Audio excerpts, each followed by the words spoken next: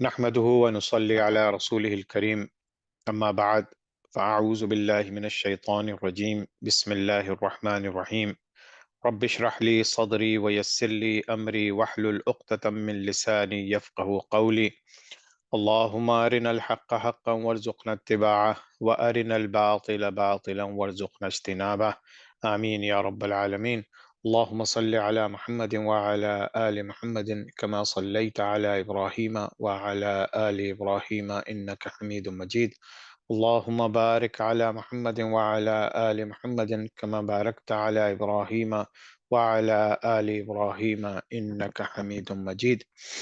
बिस्मिल्लाहिर्रहमानिर्रहीम अस्सलामु अलैकुम वरहमतुल्लाहि वबरकातुहु। आज इंशाअल्लाह हम अपना part 7 of short Islamic history course शुरू करेंगे। आज का टॉपिक है उस्मानिया खिलाफत, ऑटोमन एम्पायर।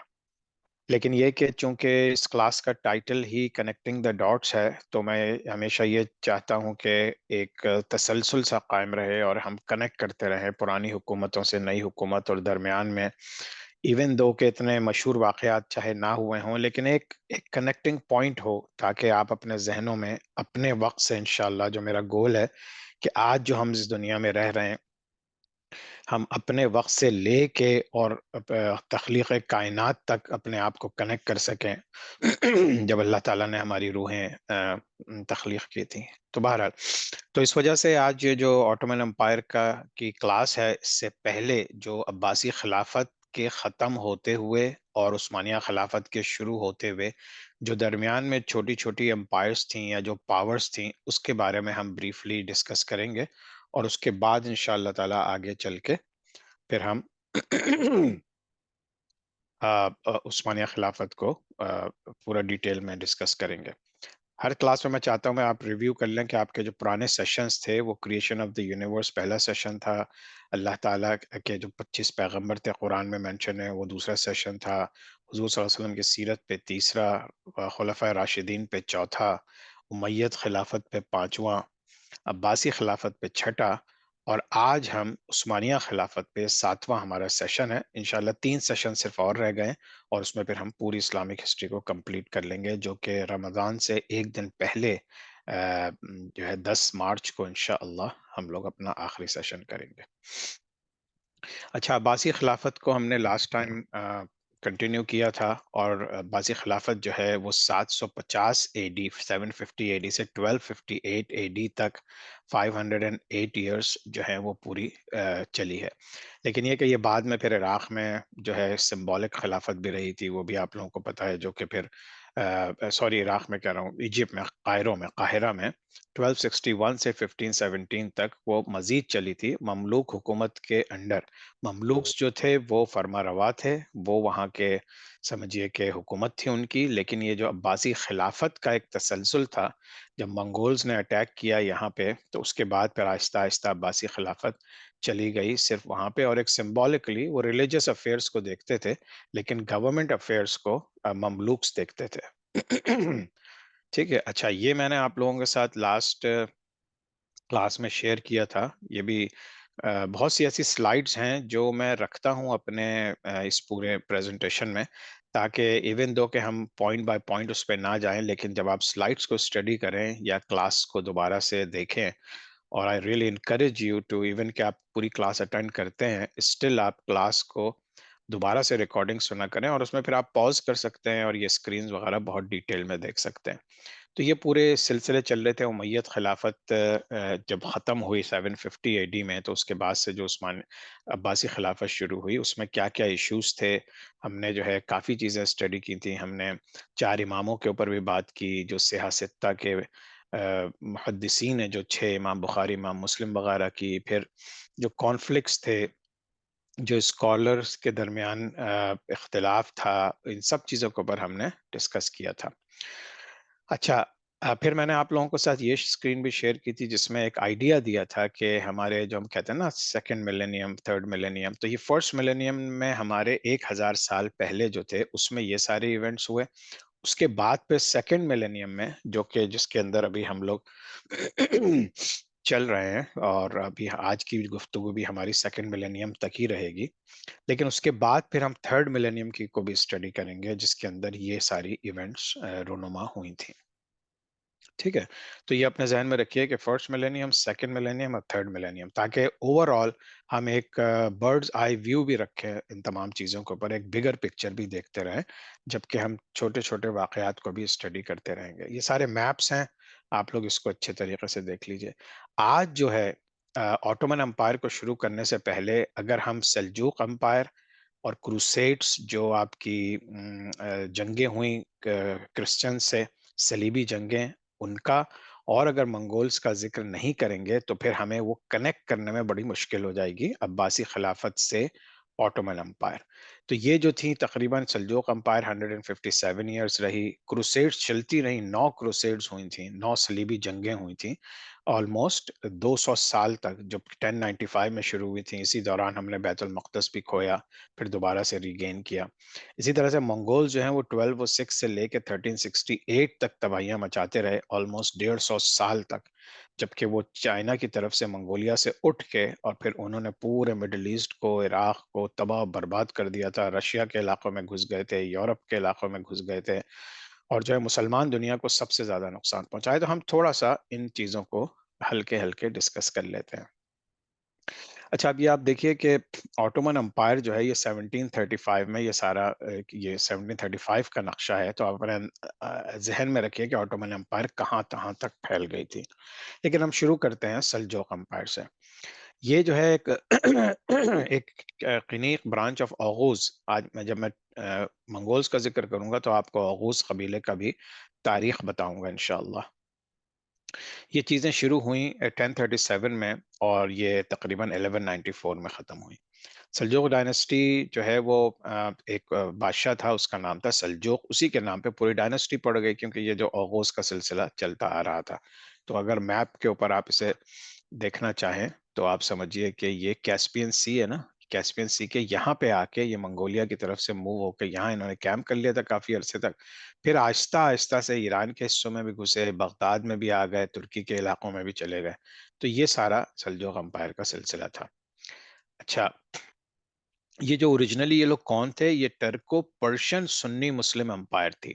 یعنی کہ اس میں ترک لوگ بھی تھے جو منگولیا کی طرف سے آئے تھے، اس میں پرشیا کو جب انہوں نے فتح کیا تو یہاں کے بھی کچھ لوگ شامل ہو گئے، اور پھر اس کے اندر اگر آپ کو یاد ہو تغرل اور بلبن اور یہ جو سارے بادشاہ مشہور ہیں، یہ اسی امپائر کے تھے. ٹھیک ہے. تو انہوں نے پھر جیسے میں نے کہا کہ خراسان کو فتح کیا، اور اس کے بعد پھر بغداد کی طرف آئے، بغداد کو کیا. یہ سب کب کس زمانے میں؟ جب عباسی حکومت بہت کمزور ہو گئی تھی اس زمانے میں. اور پھر ان کی جو ہے بائزنٹائن امپائر سے بھی ایک جنگ ہوئی منزیکرٹ میں 1071 میں، اور انہوں نے ان کو ہرا دیا تھا. تو یہ ان کا سمجھیے کہ ایک مین سین پہ آنے کا، یہ اس جنگ کے بعد وہ پھر بالکل کھل کے سامنے آ گئے تھے. اچھا، یہ ساری ڈیٹیلز ہیں انشاءاللہ تعالیٰ، آپ اس کو دیکھ لیجئے گا. ارسلان تھے، پھر ملک شاہ آئے، پھر ملک شاہ کے ٹائم کیسے گزرا، اور پھر یہ ساری چیزیں کس طرح سے ان کی جنگ ہوئی. ایران اور مڈل ایسٹ اور خراسان، ان سب کا آپس میں کس طرح سے تعلق تھا، یہ آپ لوگوں کو ابھی میں نقشے میں بھی دکھا دوں گا، لیکن آپ لوگ اس کی ڈیٹیلز تھوڑا سا پڑھ سکتے ہیں. اور یہ جو سلجوق تھے، یہ دو قسم کے سلجوق کہلاتے ہیں. ایک جو ہے یہ سلجوق یہ ہے جہاں جو یہاں سے منگولیا کے بارڈر سے، اور قازقستان کے بارڈر، رشیا کا بارڈر، اور پھر یہ سارے اس جگہ سے یہ لوگ ترک تھے جو نکلے تھے. ان میں سے پھر ایک سلجوق بادشاہ بن گیا، وہ کیسپین سی کے قریب یہاں آ گیا. پھر یہاں سے اس نے نیچے آ کے سب فتوحات کی تھی. دوسرا پھر وہ آپ سمجھے کہ یہاں سوری ہاں یہ یہاں سیٹل ہو گئے تھے. تو یہاں سے نکل کے وہ یہاں آ گئے تھے، اور پھر یہاں سے انہوں نے حکومتیں اپنے بنائی، اور پھر یہیں پہ مور دین 100 ایئرز حکومت کر کے پھر واپس گئے. اچھا، یہ بھی آپ ایک نقشہ دیکھ سکتے ہیں کہ کس طرح سے کس سن میں وہ کہاں پہنچے، بیٹل آف مینزیکٹ کہاں ہوئی، اور پھر وہ اوپر کی طرف گئے. آلموسٹ سمجھے ترکی کے زیادہ تر حصے کے اوپر بھی انہوں نے قبضہ کر لیا تھا. اور پھر نیچے جب آئے تھے تو پھر انہوں نے جو ہے وہ آپ کے بیت المقدس اور سب کیا کہتے ہیں مکہ مدینہ، سب ان کے قبضے میں تھا ایک زمانے میں. क्योंकि एक सिंबॉलिक वे में जब मुसलमान हुकूमतें बढ़ती थीं, तो जब उनका कब्जा मक्के मुकर्रमा और मदीना मुनव्वरा पे हो जाता था, तो फिर वो समझते थे कि अब हमारी खिलाफत है पूरी दुनिया में मुसलमानों के लिए। ठीक है। लेकिन जो पहला उनका हदफ होता था वो बगदाद, क्योंकि सेंटर ऑफ गवर्नमेंट और जो सेंट्रल जगह थी वो बगदाद ही था। तो इस वजह से यहाँ से उन्होंने फिर सारी हुकूमतें की। ये एक और नक्शा है, इसको देख लीजिएगा। अच्छा, अब हम बात कर लेते हैं। तो देखें, ये तो सल्जूक अंपायर आए और उन्होंने हुकूमत की। अब ये जो क्रूसेडर्स आए, क्रूसेडर्स के बारे में भी बहुत से लोगों को इतना अंदाजा नहीं है।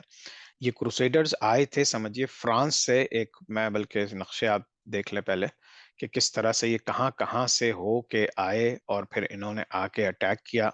पहली सलीबी जंग में इन्होंने जो है वो जेरूसलम को फतेह कर लिया था, और उसके बाद फिर सुल्तान सलाहुद्दीन अय्यूबी ने तीसरी क्रूसेड में 1189-1192 के दरमियान फिर सुल्तान सलाहुद्दीन अय्यूबी ने वापस ले लिया था। लेकिन ये जिस तरह से आए, ये ऑलमोस्ट जिस तरह से आपके जहन में होता है याजूज माजूज आएंगे, तो ये मुख्तलिफ जगहों से इन्होंने शुरू तो फ्रांस से किया था। लेकिन ये कि यहाँ से फिर शुरू होके फिर ये मुख्तलिफ पूरे यूरोप में इन्होंने कर दिया था कि हर चर्च से लोग क्रॉस लेके निकलें और मुसलमानों के खिलाफ आए। फिर हम देखेंगे कि आखिर इनकी वजह क्या थी। तो जो क्रिश्चियन गवर्नमेंट्स यूरोप की थी वो मिली आपस में, और उन्होंने देख लिया था कि मुसलमान हुकूमतें बढ़ रही हैं और आगे चल रही हैं। तो उन्होंने एक अलायंस किया, और ये अलायंस जो हुआ था वो बेसिकली पोप अर्बन टू जो था, वहाँ का जो पादरी था, जो प्रीस्ट था, उसने जो है ये लोगों को लेटर्स भेजे और उन्होंने एक जगह जमा करने की कोशिश की कि अब हम जो है मुसलमानों पे हमला करेंगे। और उन्होंने एज अ सिंबल अपना क्रॉस लिया, इसी वजह से इसको सलीबी जंग भी कहते हैं। क्रॉस को उन्होंने अपने साथ लिया और ये उनका जंग का सिंबल था, समझिए। अब ये जो यूनाइटेड फोर्सेस थी, अब ये मुसलमान हुकूमतों से लड़ना था इन्हें, और लड़ी ये। और ख़ास तौर से जब ये सीरिया और इजिप्ट की तरफ पहुंची, तो वो तकरीबन 200 साल तक इन्होंने वहां पे मुख्तलिफ जगहों पे हुकूमतें करते रहे और घुसे रहे, मारपीट की। लेकिन अल्हम्दुलिल्लाह अल्लाह ताला ने सुल्तान सलाहुद्दीन अय्यूबी को भेजा थर्ड क्रूसेड में, और फिर उसने वो बैतुल मक़दस इनसे वापस ले लिया था। लेकिन ये काफ़ी अरसे तक उसके बाद भी वहां पर रहे। अच्छा, उनका मेन जो मकसद था वो तो था बैतुल मक़दस को वापस लेना, क्योंकि उनके लिए एक दीन का मसला बन चुका था कि उनकी जो रिलीजियस जगह है वो मुसलमान उसके ऊपर काबिज हैं। दूसरा एक और जो उनका हिडन रीजन था वो ये था, तो फ़लस्तीन को कैप्चर करके और अदर मुस्लिम मुस्लिम स्टेट्स को, क्योंकि जहां जहां भी दौलत शुरू होने लगती थी, खास तौर से यूरोप का, इंग्लैंड का और यूरोप का, और आपके जो भी जितने कॉलोनाइजेशन जिन मुल्कों ने की, उनके लिए ये मशहूर था कि जहां भी दुनिया में दौलत नजर आती थी, ये लोग किसी ना किसी तरह वहां पहुंच के उसको न्यूट्रलाइज करते थे, गवर्नमेंट को, वहां की दौलत हासिल करते थे, वहां काबिज होते थे, और फिर उस जगह को तबाह और बर्बाद करके निकल जाते थे। तो ये इनका पूरी तारीख अगर आप पढ़ें तो ये इसी तरह की तारीख आपको मिलती है। तो इनका एक रीजन ये भी था। एक जो रिलीजियस रीजन था वो तो पोप ने शुरू किया था, लेकिन बाकी लोग जो इसमें शामिल हुए, उनका मेन इंसेंटिव जो दूसरे चर्चेस के लीडर्स थे या वहाँ के जो बड़े यूरोप के मुख्तलिफ मुल्कों के लीडर्स थे, उनके जहन में ये था कि हम अपनी हुकूमत कायम करेंगे और वहाँ से दौलत और जो है पैसा वहाँ से लेकर आएंगे। अच्छा, मेडिटेरेनियन सी जो बहुत अहमियत का हामिल है, ये समझ लीजिए, अगर जिन लोगों ने नक्शा गौर से नहीं देखा, ये आपका अटलांटिक ओशन है, समझ लीजिए। ये आपका यूरोप है, ठीक है। ये आपका नॉर्थ अफ्रीका है पूरा, मोरक्को से शुरू होकर अल्जीरिया, ट्यूनीसिया, लीबिया, इजिप्ट, ठीक है। तो ये पूरा मेडिटेरेनियन सी का जो साउथ एरिया है वो सारा मुसलमान है। फिर ये स्पेन है जहाँ पे मुसलमानों ने कई सौ साल हुकूमत की थी। ये फिर कनेक्टेड है यूरोप से, ठीक है। अच्छा, अब ये यूरोप से फिर जो हमारा कनेक्टिंग पॉइंट है, आज भी देख लें तो तुर्की से। तुर्की में ये जगह है इस्तंबुल, जिसकी आज हम बात भी करेंगे कि इस्तंबुल जो है वो फिर मुसलमानों ने कॉन्स्टेंटिनोपल वो फतेह किया था। और वो फतेह करने के बाद फिर आप समझिए कि मुसलमानों की काफी एंट्री हो गई थी यूरोप के अंदर। लेकिन अब जो जो नए बॉर्डर्स हुए हैं वर्ल्ड वॉर 1 और वर्ल्ड वॉर 2 के बाद जो कंफर्म हुए हैं, उसके लिहाज से फिर मुसलमानों की हुकूमत तुर्की में तो है, लेकिन बाकी यूरोप से फिर सब चीजें कट ऑफ हो गई। तो एनीवे, तो वो ये एक आपका मेडिटेरेनियन सी का मैंने बताया। अब इसमें एक ईस्टर्न मेडिटेरेनियन सी जो था, जिसमें यूरोप से भी कनेक्शन था, ग्रीस से था, इटली के اس سے تھا، لیکن یہاں پہ نیچے آپ کے جو ہے ایجپٹ اور لیبیا اور یہ سب تھا. یہاں پہ ایسٹرن، یہ رومن امپائر نے تو پوری حکومت کی تھی پورے میڈیٹرینین سی کے چاروں طرف، لیکن ایسٹرن جو رومن تھے، ایسٹرن جو امپائر تھی، کرسچن امپائر، اس کو بولتے تھے بائزنٹائن. اور جو ویسٹرن تھی، ویسٹرن جو تھی یہ رومن امپائر تھی. یہ بیسیکلی رومن امپائر کا ہی ایکسٹینشن تھا جو چلتا چلا جا رہا تھا. تو یہ لوگ بھی کائنڈ آف دو حصوں میں بٹے ہوئے تھے، ایک ویسٹرن میڈیٹرینین اور ایک ایسٹرن میڈیٹرینین.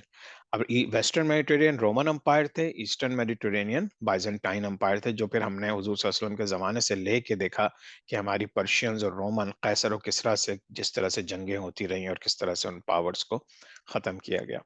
اچھا، اب کروسیڈ کے جو ریزن تھے، جب اسلام مکہ مدینہ میں بہت اسٹرانگ ہو گیا اور بائزنٹائن سے کلاشز ہونے لگے، اور یہ کلاشز جو ہیں امیید امپائر اور عباسید امپائر کے دوران چلتی رہی. ہم نے ہارون رشید کے بارے میں بھی پڑھا، ہم نے حضرت امیر معاویہ رضی اللہ تعالیٰ عنہ کے بارے میں پڑھا کہ ان لوگوں کی حکومتوں میں مسلسل رومنس کو یہ لوگ چیک میں رکھتے تھے. اور رومنس کا جو اتنا بڑی امپائر تھی پورے میڈیٹرینین سی کے اراؤنڈ، وہ اب ختم ہونے لگی تھی. تو وہ لوگ بہت ایجیٹیشن میں آ چکے تھے، لیکن مسلمانوں نے بہت حکمت عملی سے ان کو چیک میں رکھا اور ان کو کبھی ادھر انٹر نہیں ہونے دیا دوبارہ، اور پھر وہ ختم ہو گئے. تو سلجوقس کی ہم نے بات کر لی کہ کس طرح سے وہ آیا کہ انہوں نے وہ قبضہ کیا. اب 7th سینچری میں جو ہمیں یاد ہے، جس سے ہم نے پڑھا ہے کہ مسلمس کولائڈ ود بائزنٹائن امپائر. اور اس کے بعد پھر جو ریزنز تھے وہ کنٹینیوڈ ہیں، بہت سے ریزنز تھے. Europeans wanted to settle there since to some Muslim areas around Syria, تو وہ اکنامک کنٹرول کر سکیں اور وہاں سے ان کو فائنینشیل گین مل سکے. فیوڈلزم جو تھا وہ وہاں سے جنرل پبلک کے لیے، ان کے لیے feudalism is the in the system of Europe made it difficult for general public to be happy and civil wars at the verge of getting started. Plus, churches were also losing support and had to do something to keep their grip on the society. آپ نے اگر history آپ کی مجھے follow کیا ہو آپ نے پچھلی کلاسوں میں، تو یہ پورا ایک سلسلہ تھا کہ جب جو ہے وہ کانسٹنٹائن نے وہ ایکسپٹ کر لیا تھا کرسچینٹی، تو اس کے بعد پھر اس نے بائی فورس یورپ کو کرسچن بنا دیا تھا. لیکن وہاں پہ اب پھر یہ جو چرچز وغیرہ تھیں وہ سپورٹ لوز کر رہی تھی، تو انہوں نے ہمیشہ سے حکومت کی تھی، ہمیشہ سے چرچز کے ذریعے حکومت ہوئی تھی. تو اب تو پھر جنرل پبلک جو تھی وہ اس میں پھر انریسٹ کا شکار ہو چکی تھی، اور جو فیوڈلزم شروع ہو چکا تھا، جاگیرداری اور یہ ساری چیزیں جو آج ساری دنیا میں پرابلمس ہیں، تو یہ ساری چیزیں چل رہی تھیں. پلس یہ کہ جب سلجوقس آئے تو ان لوگوں کو اور بھی اندازہ ہوا. اچھا، فرسٹ کروسیڈ میں انہوں نے حملہ کیا اور بیسیکلی بیت المقدس مسلمانوں کے ہاتھ سے لے لیا، اور یہ تقریباً آپ سمجھیں چلا کوئی غالباً 100 سال سے کچھ کم کا عرصہ اس میں لگا. لیکن اس کے بعد پھر سیکنڈ کروسیڈ ہوئی، یہ سلجوق امپائر بھی اس میں شامل تھی.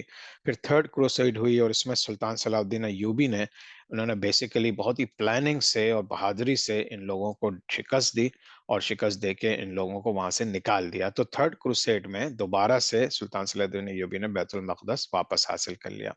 پھر فورتھ، ففتھ، سکستھ، اور پھر اس طرح سے سمجھے 9 صلیبی جنگیں ہوئیں، اور 9 کے اینڈ تک اب آہستہ آہستہ ابھی بھی یہ لوگ کنیکٹڈ تو تھے کچھ علاقوں میں، لیکن آہستہ آہستہ یہ لوگ جانا شروع ہو گئے کیونکہ ان کی اب وہاں دال نہیں گل رہی تھی. اور پھر یہ جو اور پھر یہ جو سائپرس کا جو جزیرہ تھا وہ بھی ان کے ہاتھ سے چلا گیا تھا، مسلمانوں کے ہاتھ سے. پھر اسی طرح سے جو یہ جو ٹرپلی کا ایریا ہے اور ایکڑ جو ایریا ہے، آپ سمجھ لیجئے کہ یہ ٹرپلی ہے، یہ لیبیا کا ساحل، اور پھر یہ ایکڑ کا علاقہ ہے جہاں پہ یہ قابض تھا. آخر میں کافی آخری کروسیڈ تک یہ لوگ اس پہ قابض رہے، لیکن بعد میں پھر مسلمانوں نے ان علاقوں پہ بھی قبضہ کر لیا اور پھر ان کو سب کو واپس جانا پڑا. ٹھیک ہے، تو ہم نے سلجوق امپائر اسٹڈی کر لیا اور ہم نے کروسیڈ اسٹڈی کر لی. اچھا، اب ہم دیکھتے ہیں کہ منگولز کا کیا اسلامی حکومتوں پہ کیا اثر تھا اور کس طریقے سے ان لوگوں نے جو ہے مسلمانوں کو تباہ و برباد کیا، اور پوری تاریخ جو ہے وہ سمجھیے کہ ایک ٹرننگ پوائنٹ پہ آ گئی. یہ صرف 150 سال کا عرصہ تھا، 1206 سے لے کے 1368 تک. اچھا، اب یہ ایک میں نے چارٹ بنایا ہے، ان کی اپنی کچھ کتابیں ہیں جن کے اندر منگولز نے اپنے پورے اوغوز قبیلے کا خاص طور سے ذکر کیا ہے. تو یہ میں آپ لوگوں کو تھوڑا سا سمجھا دوں، اس میں تھوڑا ٹائم لگے گا لیکن یہ کہ انشاءاللہ تعالیٰ this will make lot of things clear.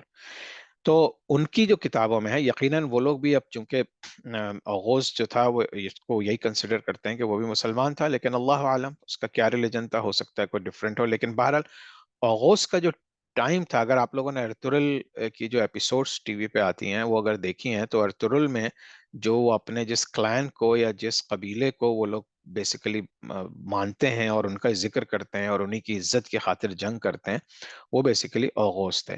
لیکن ان کا سلسلہ انہوں نے خود سے منشن کیا ہوا ہے کہ حضرت آدم علیہ السلام کے بعد جو سلسلے چلے، اس کے بعد نوح علیہ السلام کے بعد، تو نوح علیہ السلام کے جو 4 بیٹے تھے، ایک تو ان کی بات نہیں مانی تھی، وہ تو ڈوب گیا تھا، لیکن سام، حام اور یافس بیٹے تھے، جن میں سے یافس جو تھا، سام تو چلے گئے عرب اور ایران کے علاقوں میں، حام چلے گئے افریقہ کے علاقوں میں، وہاں سے ان کی پوری پاپولیشنز ہیں، لیکن یافس جو تھے یہ نوح علیہ السلام کے ایک بیٹے جو کہ ایسٹ کی طرف چلے گئے تھے، central Asia and eastern areas میں۔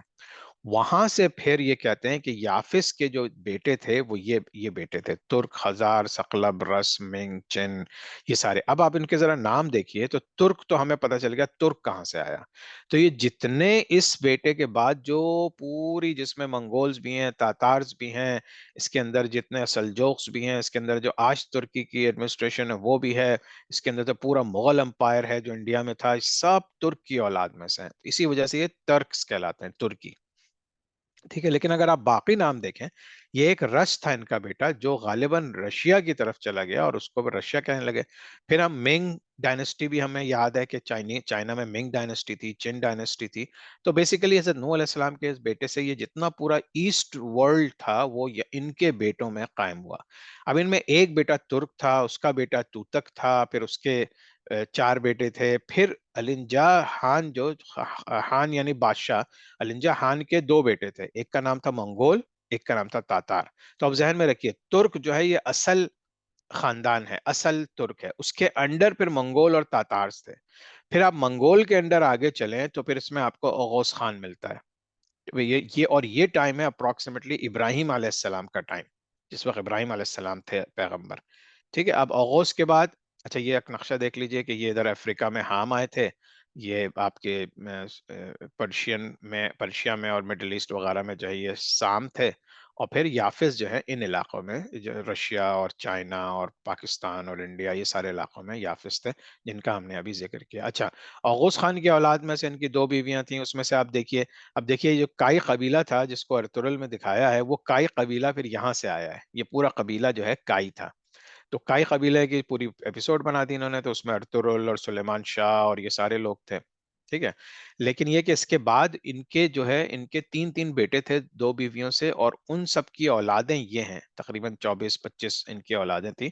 ان میں سے بہت سے اور بھی آپ کو جو بعض لوگ اپنے آپ کو ریلیٹ کرتے ہیں ترکی لوگ، ان میں سے بہت سے کائی قبیلے کے تھے، لیکن اور بہت سے دوسرے قبیلے جو آپ کو یہاں نظر آ رہے ہیں، ان میں سے بہت سے دوسرے قبیلے کے بھی تھے۔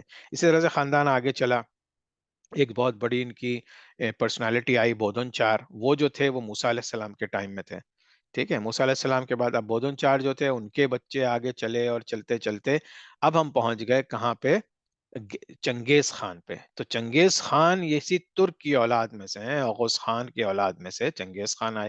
چنگیز خان سے پہلے تھوڑا سا ایک وہ الگ ہوا خاندان، یعنی انہی کے 2 بیٹے تھے، تو ان سے پھر قرچار بلاس آئے، اور قرچار بلاس کے پھر امیر تیمور جو آپ کو ابھی نظر آئیں گے تاریخ میں، کہ جس کے جو منگولز کے سیکنڈ اٹیک ہوا تھا، حالانکہ یہ مسلمان ہو گئے تھے لیکن انہوں نے سیکنڈ اٹیک کیا، مسلمانوں ہی کو مارا اور زیادہ تر، اور پھر یہ امیر تیمور قرچار بلاس کے خاندان سے تھے۔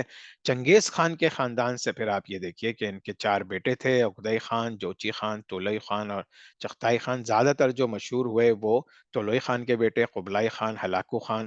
ہلاکو خان وہی تھا جس نے عراق پہ حملہ کر کے اس کو تباہ و برباد کر دیا تھا، اینڈ سو آن۔ یہ میں نے بہت بریفلی آپ لوگوں کو سمجھایا۔ ایک چیز اور دیکھ لیجئے کہ چنگیز خان کا ایک اور بیٹا تھا جوچی خان، ان کا ایک بیٹا تھا باتو، اور باتو کا بیٹا تھا برکے خان۔ برکے خان وہ تھا جس نے اسلام قبول کر لیا تھا، جس نے اسلام قبول کر لیا تھا منگولز میں، اور اسی کی وجہ سے پھر اس کی جو فورسز تھیں، اس نے منگولز کے خلاف لڑنا شروع کیا، اور پھر منگولز واپس چلے گئے۔ تو چنگیز خان کی جو یہ پوری اپنی حکومت اس نے قائم کی 1205 میں کی تھی، سینٹرل ایشیا کے قریب۔ اور منگولین رول سے شروع کیا، اور یہ پوری ایک تاریخ ہے، یقیناً آپ کو سب کو پتا ہوگی، لیکن میں نے اس کو کچھ اس انداز سے چارٹس بنا کے اور ان لوگوں کے بیٹوں کی تھوڑی ڈیٹیل لکھی ہیں، تاکہ آپ لوگ اس کو انشاءاللہ تعالی اپنے انداز سے اچھے طریقے سے سمجھ لیں کہ ان کے کتنے بیٹے تھے، کیا کیا تھے، اور پھر طلوئی خان کے بیٹوں میں سے قبلائی اور ہلاکو خان تھے، اور پھر ہم نے دیکھا کہ ہلاکو خان نے کس طرح سے عراق کو تباہ کیا، اور پھر عباسی خلافت وہاں سے ختم ہو گئی۔ یہ کچھ نقشے ہیں، ان کو بھی دیکھ لیجئے گا انشاءاللہ۔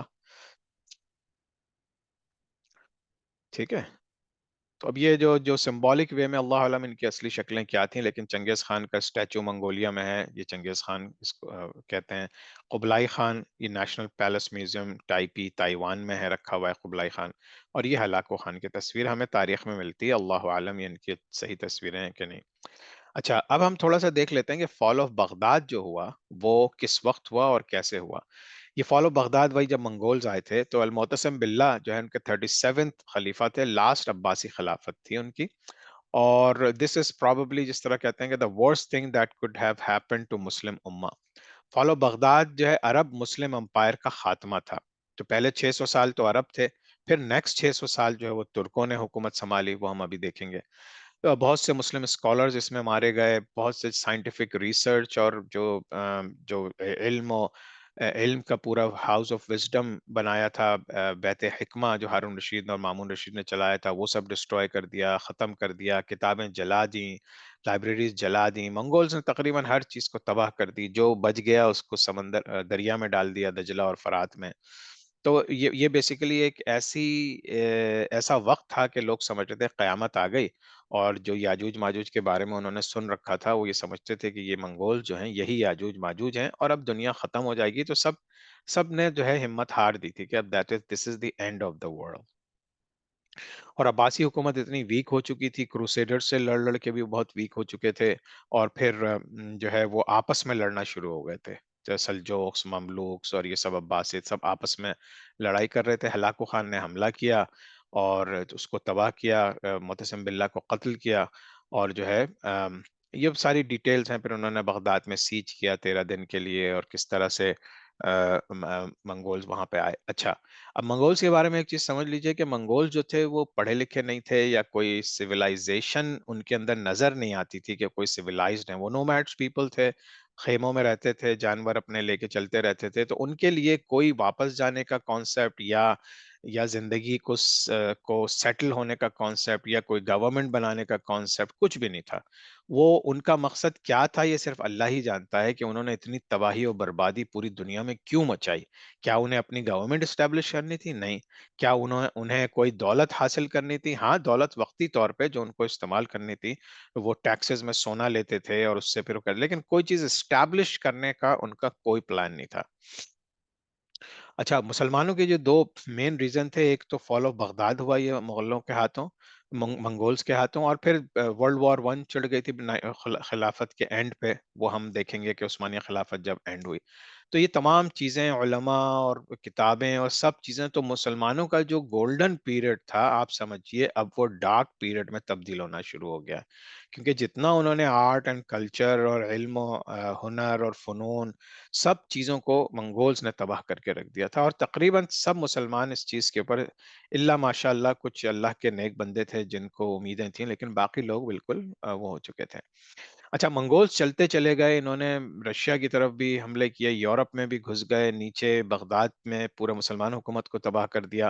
پھر یہ چلے ایجپٹ کی طرف، ایجپٹ میں اس وقت مملوکس کی حکومت تھی، مملوکس نے پھر ان کو روکا، مملوکس نے پھر ان کو، اور وہ بیسیکلی وہ تھے جو سلطان صلاح الدین ایوبی کی اولاد میں سے تھے، کردش اوریجن تھا سلطان صلاح الدین ایوبی کا، لیکن جب انہوں نے بیت المقدس آزاد کرایا، جو ہے وہ، تو اس وقت پھر ایجپٹ میں ان پہلے گورنر تھے، پھر وہاں کے فرما روا بن گئے تھے کائنڈ آف۔ تو اس طرح سے ان کی اعلی اولاد نے پھر منگولز کو ٹیکل کیا، اور پھر وہاں سے یہ آگے نہیں بڑھ سکے۔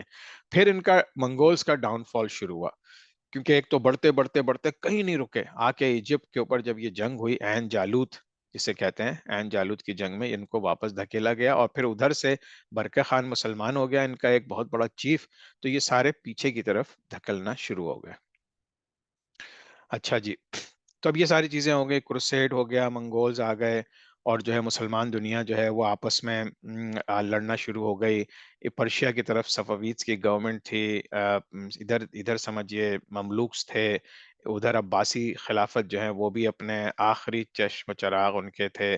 اسی طرح سے جو ہے وہ بہت سی فورسز آپس میں ہی لڑنا شروع ہو گئی تھیں. اور یہ جو ہے جو ایریا تھا یہ پورے کا پورا مطلب اس طرح ہو گیا تھا کہ جس طرح سے آپ سمجھیے فلسطین کو اجاڑ دیا گیا تھا پرانی تاریخ میں، اسی طرح سے بغداد کو اجاڑ دیا گیا اور یہاں سے مسلمانوں کا نام و نشان ختم کر دیا گیا. لیکن بہرحال اللہ کی منشا تھی، اللہ نے دوبارہ اس کو آزاد کیا، دوبارہ مسلمان اس میں آباد ہوئے.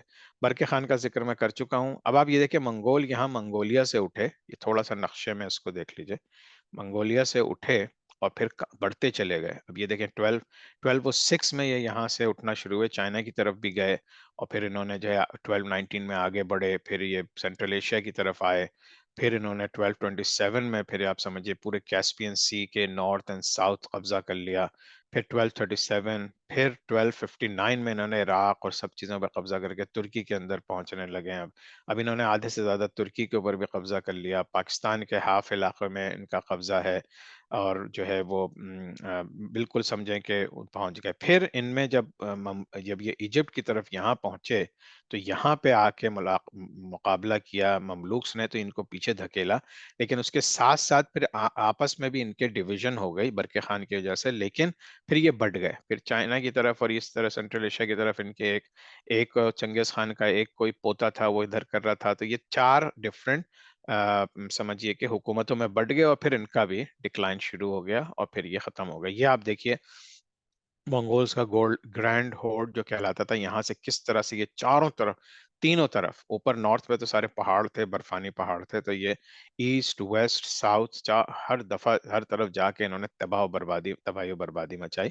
اور پھر ایون کہ جب یہ چنگیز خان مر گیا اور اس کے بعد جب تیمور لنگ آیا، تیمور لنگ نے پھر پہلے یہ لوگ انڈیا میں نہیں جا سکے تھے، پھر یہ انڈیا میں بھی گھس گیا اور پھر دہلی سلطنت کے اوپر بھی اس کا اثر تھا، اور وہ ہم سب انشاءاللہ آگے اسٹڈی کریں گے. یہ منگولز کے ایکسپینشن کی ایک اور میپ ہے، اس کو آپ لوگ اچھی طریقے سے دیکھ لیجئے گا انشاءاللہ. یہ اوگدائی خان کے جو انویژن تھا، یہ سارے میپس ہیں جو مجھے انٹرنیٹ سے ہی ملے، تو I'm just sharing with you کہ کس طرح سے منگولز نے جو ہے تباہی مچائی. اچھا، یہ میں آپ لوگوں سے پہلے بھی شیئر کر چکا ہوں. اب ہم دیکھ رہے ہیں کہ عباسی خلافت کے کیا ایئرز تھے، کب وہ تباہ ہوئی، پھر سلجوک امپائر، کروسیڈز ہوئی، منگولز آئے. مالی امپائر کا زیادہ ذکر نہیں ملتا. جہاں پہ موراکو ہے اس کے نیچے مالی ایک ملک ہے، اس زمانے میں اس کی ٹیریٹوریز بہت بڑی تھیں اور وہاں پہ ایک بہت بڑا بادشاہ تھا جو کہتے ہیں کہ شاید دنیا کا سب سے امیر ترین بادشاہ تھا، اللہ عالم. پھر آٹومن امپائر، پھر ہم دیکھیں گے سفید امپائر اور مغل امپائر. اب ہم آتے ہیں اپنے اصلی ٹاپک پہ جو ہے خلافت عثمانیہ یعنی آٹومن امپائر. یہ شروع ہوئی 1299 میں اور ختم ہو گئی 1923 میں جب ورلڈ وار 1 ختم ہوئی، اور اس کے بعد پھر تقریباً انہوں نے 624 سال حکومت کی. اب یہ بہت لمبی داستان ہے، ظاہر سی بات ہے اس چھوٹی سی کلاس میں اس کو مطلب اس کا 1% بھی کور نہیں کر سکتا، لیکن اوور آل ایک جنرل سا اوور ویو آپ لوگوں کو دوں میں کہ کس طرح سے جو ہے خلفۂ راشدین کے ٹائم سے جب چیزیں بڑھی، امیت کیلیفیٹ اور عباسد کیلیفیٹ اور اب عثمانیہ خلافت، تو کس طرح سے کم از کم مسلمان بڑھتے ہی چلے گئے. کچھ علاقے انہوں نے کھوئے لیکن باقی علاقوں پہ وہ قبضہ کرتے چلے گئے. اب دیکھیے کہ یہ آٹومن امپائر ایک ٹائم پہ تھی، تقریباً جس طرح رومن امپائر پورے میڈیٹرینین سی کے اراؤنڈ تھی، اسی طرح سے آٹومن امپائر بھی تھی. ظاہر بات ہے اسپین ہم سے 1492 میں کھو گیا تھا، ورنہ تو اگر اسپین بھی ہوتا تو پھر پروببلی یہ پورا جو میڈیٹرینین سی کے اراؤنڈ جتنی بھی کنٹریز ہیں وہ مسلمانوں کے ہاتھ میں ہوتی، جس طرح سے رومنز کے ہاتھ میں تھی. ٹھیک ہے.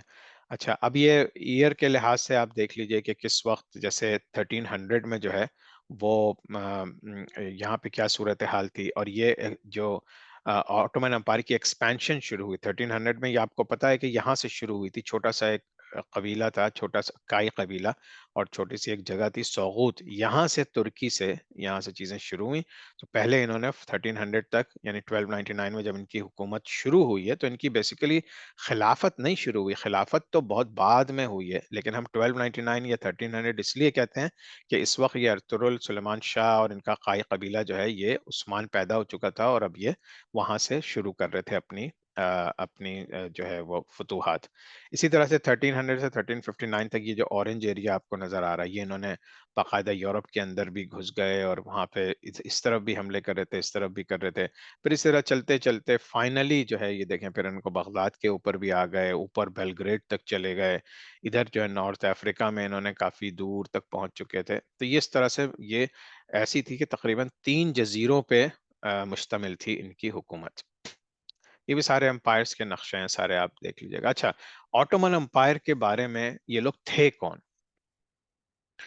اور ظاہر سی بات ہے، کوئی بھی کسی بھی وقت میں کوئی پرفیکٹ تو نہیں ہوتا، لیکن یہ کہ اپنی اسٹرینتھ جو اللہ تعالیٰ نے انہیں دی ہوتی ہیں، اگر وہ اسلام کے مطابق چلاتے ہیں تو اللہ تعالیٰ انہیں جو ہے مزید فتوحات دیتا ہے. لیکن جہاں وہ گڑبڑیں کرتے ہیں، چاہے کچھ عرصے اللہ ان کو ڈھیل دے، لیکن ایونچولی پھر ان کے اوپر وہ ہو جاتا ہے. تو بہت سے آٹومن امپائر کے دوران ایسے خلیفہ گزرے جنہوں نے بہت عجیب و غریب سے چیزیں کی. جس طرح کے جب نئی حکومت آتی تھی تو اپنے بھائیوں کو مروا دیا جاتا تھا، اور اس میں ایک واقعہ ہوا تھا جس میں ایک شاید کوئی ایک خلیفہ تھا، اس نے اپنے 19 بھائیوں کو سیم ویک میں قتل کروا دیا تھا، کیونکہ وہ لڑائی جھگڑے شروع ہو جاتے تھے. اللہ عالم. اسی طرح سے انہوں نے پھر جس طرح سے شادیاں کی، جس طرح سے ان کے بچے ہوئے، یہ بھی کنٹروورسی ہیں.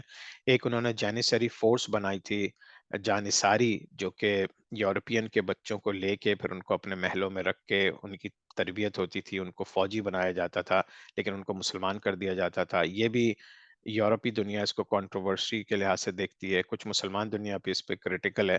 لیکن بہرحال یہ سب فیکٹس ہیں جو کہ ہم اپنی نظریں چرا نہیں سکتے.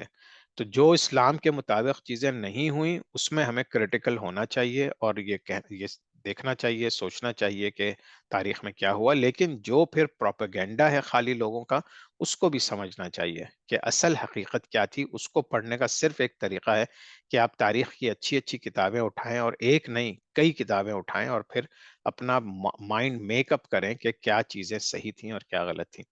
یہ جو آٹومنز تھے یہ بیسیکلی یہ ترک تھے، جس طرح میں نے آپ کو پورا نقشہ دکھایا. تو ترکش نومیڈس تھے، یہ خانہ بدوش تھے، اپنا خیمے میں رہتے تھے، کوئی پرماننٹ اپنی جگہ نہیں بناتے تھے، کوئی سویلائزیشن نہیں تھی. لیکن یہ کہ یہ اپنا گھومتے رہتے تھے، جہاں ان کو زیادہ زرخیزی ملتی تھی، ان کے جانور چر سکتے تھے، وہاں چلے جاتے تھے. اچھا، ان کی جو پریکٹس تھی، یہ لوگ صوفی ان نیچر تھے. کیونکہ اگر آپ نے دیکھا ہو کہ شیخ ابن عربی کا ذکر بھی ارطغرل میں ہوا تھا، تو یہ لوگ نیچر جو ان کی تھی، جو اسپرچول کنیکشن تھا، وہ ایک ان کا سلسلہ تھا. اور یہ حنفی تھے سارے، یعنی ان کا فقہی مذہب جسے آپ کہہ لیں حنفی تھے، اور اشعری عقیدے کو مانتے تھے. اچھا، اب یہ میں نے ایک انٹرنیٹ سے ہی اٹھا کے ان کی جس طرح سے مختلف ویب سائٹ پہ ان کی تصویریں دی ہیں، یقیناً یہ تصویریں صحیح نہیں ہوں گی، اللہ عالم، لیکن بہرحال تو آٹومن امپائر جب شروع ہوئی تو انہوں نے اس سے پہلے ظاہر سی بات ہے سلیمان 12 عثمان جو تھا، اسی لیے عثمانیہ خلافت کہلاتی ہے، اس کا نام عثمان تھا. اور یہ 1299 سے ہم کہتے ہیں کہ ٹرکش امپائر یا آٹومن امپائر شروع ہوئی. لیکن اس سے پہلے چونکہ یہ ترکی نے ایک بہت زبردست ڈرامہ بنایا، جس کے اندر مطلب ڈرامے سے مراد ایک ایپیسوڈز بنائی، جس میں اس نے عثمان کے والد ارطغرل اور ارطغرل کے والد سلیمان شاہ، جو کائی قبیلے کے سردار تھے، ان لوگوں کا ذکر کیا. تو میں نے آپ لوگوں کو اگین کنیکٹنگ دا ڈاٹس، سلیمان شاہ کا بیٹا ارطغرل، عثمان، اور پھر اورہان، اور اسی طرح سے یہ سلسلے، یہ اسی کا بیٹا، پھر یہ چلتے چلتے پھر بیچ میں سول وار بھی ہوئی، اور پھر ہم پہنچے فاتح محمد کانکرر جو تھا، محمد دا کانکرر، سلطان فاتح محمد، جس نے پھر کانسٹنٹینوپل یا قسطنطنیہ فتح کیا تھا. تو یہ ایک میں نے گرافیکل یا تصویروں کا چارٹ بنایا، اس سے آپ کو بہت آسانی ہو جائے گی پورے سمجھنے میں. اس کے بعد پھر آپ سمجھیے کہ ان کے بیٹے، میں نے اوپر یہ بھی لکھ دیا ہے، اگر آپ دیکھیں جیسے سن آف مراد 2، تو مراد 2 کون تھا، آپ اس کو فالو کر لیں کہ مراد 2 کا بیٹا، یہ مراد 2 تھا، تو اس کا بیٹا سن آف مراد 2 کون تھا، محمد دا کانکرر. پھر اسی طرح سے سن آف محمد 2 بایزید. اس طرح چل چل کے تو آپ کو فالو کر لیں گے، کیونکہ سارے ایک دوسرے کے بیٹے نہیں تھے، بلکہ بیچ میں کوئی بھائی بھی آئے، کوئی بھتیجے بھی آئے. اس وجہ سے میں نے اوپر یہ لکھ دیا کہ یہ بیٹا کس کا تھا. ٹھیک ہے، تو یہ پورا سلسلہ آپ دیکھ سکتے ہیں کہ ڈیٹس کے ساتھ بھی آپ کے پاس لکھا ہوا ہے کون کب آیا. اور پھر ہم دیکھتے ہیں کہ ایک وقت آیا کہ ان کا بہت جو ہے وہ ڈنکا بجتا تھا. جیسے یہاں پر جو ہے یہ تو کانکرر تھا، لیکن اس کے بعد پھر ایک سلیمان دی میگنیفیسنٹ آیا. یہ سلیمان دی میگنیفیسنٹ کے زمانے میں پورا समझें गोल्डन एज आई ऑटोमन्स की, जिस तरह बासित की गोल्डन एज हारून रशीद के ज़माने में थी, स्पेन की गोल्डन एज और अब्दुर्रहमान के ख़ानदान के ज़माने में थी एंड सो ऑन। तो इसी तरह से ये गोल्डन एज थी। इसका हम थोड़ा-सा ज़िक्र करेंगे। ये पूरा ख़ानदान चलते-चलते फिर आप समझिए कि आखिर में ये सारा इसी तरह से बेटे और दर बेटे, फिर आखिर में जो थर्ड लास्ट, ये लास्ट सेकंड लास्ट था, फोर्थ लास्ट जो एम्परर जो खलीफा था अब्दुल हमीद, इसने फिर दोबारा से, क्योंकि ये सब डिक्लाइन चले आ रहे थे, फिर इसने दोबारा से एक सिलसिला उठाया और जो है फिर थोड़ा ऐसा लगा कि शायद तुर्की एम्पायर दोबारा कायम हो जाएगी। 1876 से 1909 तक हुकूमत की। इसी का वो सारा ज़माना था जिसमें ज़ायनिस्ट बने, जिसके अंदर बहुत जो है मुसलमानों के खिलाफ चीज़ें, यूरोप बहुत स्ट्रॉन्ग होता चला जा रहा था। फिर यहाँ पे यंग टर्क्स का रेवोल्यूशन शुरू हुआ। मुसलमानों को, यंग मुसलमानों को उस्मानिया खिलाफत के खिलाफ उकसाया गया। तो बहरहाल उसके बाद फिर डिक्लाइन, कंप्लीट डिक्लाइन, और फिर 19 जो है 24 में, मार्च 3 1924 को बाकायदा ऑफिशियली ऑटोमन कैलिफेट जो है वो एबॉलिश कर दी गई। और वो जो आखिरी फरमा रवा था अब्दुल मजीद टू, उसको एग्जाइल कर दिया, उसको यूरोप में भेज दिया कहीं पे, और फिर इन्होंने ऑफिशियली ये, तो ये इसका एक पूरा ओवरव्यू था। अच्छा, अब आप देखिए कि ये यहाँ से शुरू हुआ था उस्मानिया खिलाफत। ये औस के जो मानने वाले काई कबीले के लोग थे, और किस तरह से फिर ये पूरे फैल गए। कि कहाँ से शुरू हुए थे? ये छोटे से एक जगह से, इस जगह से, और उसके बाद ये डेट्स लिखी हुई हैं, इसको आप फॉलो करेंगे तो आपको अंदाजा हो जाएगा कि फिर ये चारों तरफ फैल गए। ये मुसलमानों की टॉप वो थी, जिसके बाद फिर दोबारा से डिक्लाइन शुरू हुआ था। अच्छा, 35 सुल्तान आए ऑटोमन एम्पायर में, और फिर ये फर्स्ट वर्ल्ड वॉर तक आखिरी चीज चली। कबीले का नाम काई था, फर्स्ट रूलर उस्मान था। मंगोल्स ने जो इन्वेड किया था, और वो उनसे लड़ाई हुई, उस्मानिया खिलाफत की। क्रूसेडर से लड़ाई हुई। सल्जोक्स जो थे वो, उनको जब बहुत पिटाई हुई तो फिर उस्मान ने और अर्तुगरुल ने उनका साथ दिया। इस पर सल्जोक की जो आखिरी फरमा रवा था, उसकी बेटी से अर्तुगरुल की शादी हो गई, यानी इस तरह चीजें आगे बढ़ती चली गई। और ये सारी जो एक अर्तुगरुल का जो एपिसोड बनाई, अगर आप लोगों ने नहीं देखी तो मैं रेकमेंड करूंगा कि देखें, क्योंकि उसमें बहरहाल बहुत ज़्यादा फिक्शन भी है, बहुत हर चीज़ ट्रू नहीं है, लेकिन ओवरऑल तारीख जो है वो उन्होंने अच्छी बताई है, और एक रख रखाव और मुसलमानों की जो तहजीब और वो सारी चीज़ें हैं जो वो बहुत अच्छे तरीके से उन्होंने इसको बताई हैं। अच्छा, अर्तुगरुल का बेटा था उस्मान गाजी, इसने 27 साल हुकूमत की, और इसी के नाम से फिर पूरी खिलाफत हो गई उस्मान, क्योंकि यहीं से फिर एक सिलसिला शुरू हुआ जो फिर रुकने में नहीं आया और 1924 तक चलता रहा। और ये सारी डिटेल्स हैं, स्लाइड्स मैंने इसलिए कम नहीं की क्योंकि जो मेरी ओरिजिनल 2 इयर्स की क्लास थी उसमें से कुछ स्लाइड्स काटी हैं उसको समराइज करने के लिए। लेकिन आप लोगों को प्लीज इन स्लाइड्स को, अगर आपको डिटेल में पता करना, आप कर सकते हैं, या फिर मेरी दूसरी पुरानी क्लास भी अटेंड कर सकते हैं, जिसमें आपको तमाम चीजें पता चलेंगी कि उस्मान गाजी जो था, उसको उस्मान गाजी भी कहते थे, उसके कितने बेटे थे, और फिर उसके आगे कैसे सिलसिले चले। और खान जो उसका बेटा था, जो बाद में उसके बाद फरमारवा बना, खलीफा बना। लेकिन एक चीज और ज़हन में रखिए कि अभी भी अब्बासी खिलाफत जो है वो सिंबॉलिकली जारी है। तो इन लोगों ने अपने आप को खलीफा कहना नहीं शुरू किया था, और खलीफा कहना इन्होंने उस वक्त शुरू किया है, सलीम जो इनका खलीफा था उस जमाने में, जब इन्होंने मक्के मुकर्रमा और मदीना मुनव्वरा पे कब्जा किया है। तो अब उस्मान गाजी के ज़माने में जो है ये एनाटोलिया जिसे कहते हैं, तुर्की का मेन तुर्की को ही कहते हैं, लेकिन तुर्की का जो थोड़ा सा eastern and south eastern part है उसको एनाटोलिया, और फिर उसकी तरफ से मजीद चीज़ें बस बरसा की तरफ चली जाती हैं। तो उस वक्त जो एरियाज कवर्ड थे वो Africa, Algeria, Tunisia, Basra, middle east, Hungary, Greece and बैल्कन्स, in areas पे इन लोगों का कब्जा था। और फिर नेक्स्ट जनरेशन में क्या हुआ कि फिर और खान के बाद फिर एक दो फरमारवा आए, उसके बाद फिर एक सिविल वॉर शुरू हो गई थी। तो अब हम वो देखते हैं कि इन लोगों के लिए कॉन्स्टेंटिनोपल फतेह करना क्यों इम्पोर्टेंट था, और ये सारी चीजें। तो इन्होंने सबसे पहले अपने आप को बे कहलाते थे, यानी सरदार, बेज थे। फिर सुल्तान बने, और फिर बाद में जब इन्होंने मक्का मदीना फतेह कर लिया तो फिर अपने आप को खलीफा कहते थे। तो इस वजह से आप सुल्तान महमद सुनते होंगे नाम, या अर्तुगरुल बे, या उसके बाद फिर खलीफा जो है दूसरे लोगों को खलीफा कहते थे। इनकी बहुत बड़ी दास्तान है, एंड इट्स वर्थ रीडिंग।